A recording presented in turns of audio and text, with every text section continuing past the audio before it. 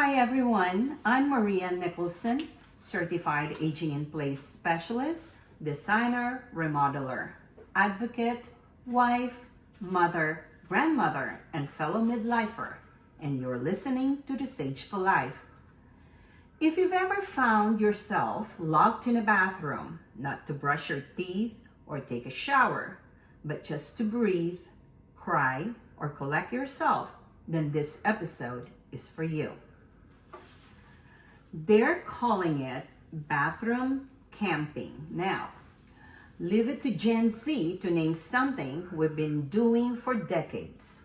But let me tell you, before there was a TikTok trend, before it had a catchy name, I was already doing it.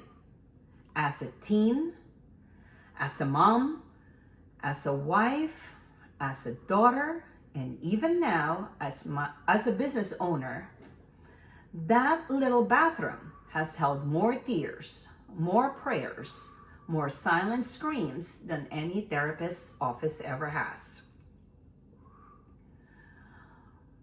I recently came across this Gen Z trend, bathroom camping, and it's where people, mostly young adults, retreat to the bathroom just to escape, not to use it, just to exist for a moment away from pressure, noise, stimulation, or expectations. But when I saw it, I didn't roll my eyes. I exhaled because finally, someone named it. We've been doing this for years, hiding in plain sight. Let me share a few of my own. As a teenager, I remember locking myself in the bathroom and sobbing quietly after my first real heartbreak. I turned on the faucet so no one would hear me cry. As a wife, there were times during an argument when I needed a break, not to win, but to stay grounded. The bathroom was the one room I could close the door without guilt. As a mother, I have cried on a closed toilet lid, exhausted, overwhelmed when the demands of motherhood felt like too much, not because I didn't love my children, but because I couldn't find a moment to just be. As a business owner, when project deadlines clash with bills and client expectations, the bathroom became my 5-minute war room. I'd go in, breathe, reset, and come out composed. As a daughter who lost both parents, I kept it together for everyone.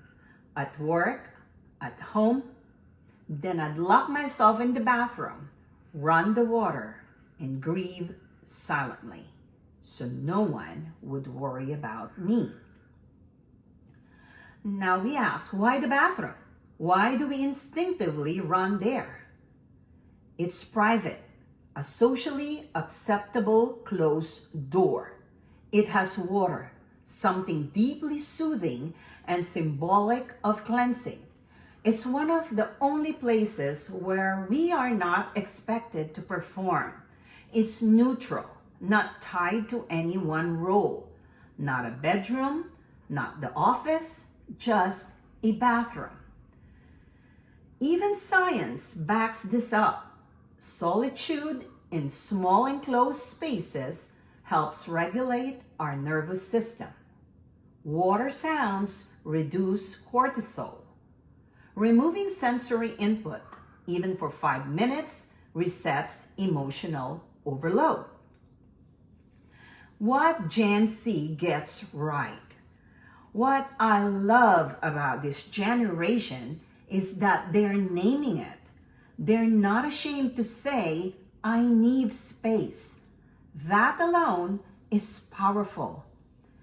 And as Gen Xers or Boomers or even younger millennials, it gives us permission to look back and honor all those moments we quietly endured behind a locked door. We were camping too. We just didn't bring a flashlight or call it that.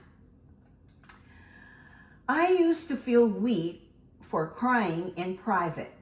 I thought strength was holding it all together. But now I see those moments differently. It was strength. It was emotional regulation. And it's a reminder that sometimes self-care looks like 4 walls, running water, and 5 minutes alone. So if you find yourself bathroom camping this week, don't feel silly. Feel human. And I know that across generations, you're not alone in needing a space to just be. If this episode resonated with you, please share it with someone who might need to hear it too. And if you have your own bathroom camping story, message me. I'd love to feature a few in an upcoming episode or blog. Thank you so much for spending time with me. This is the Sageful Life, and this was your reminder that strength sometimes hides in the quietest corners.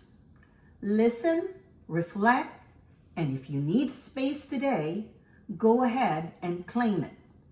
Visit www.thesagefullife.com/finds for curated wellness tools that support your moments of pause, breath, and reconnection.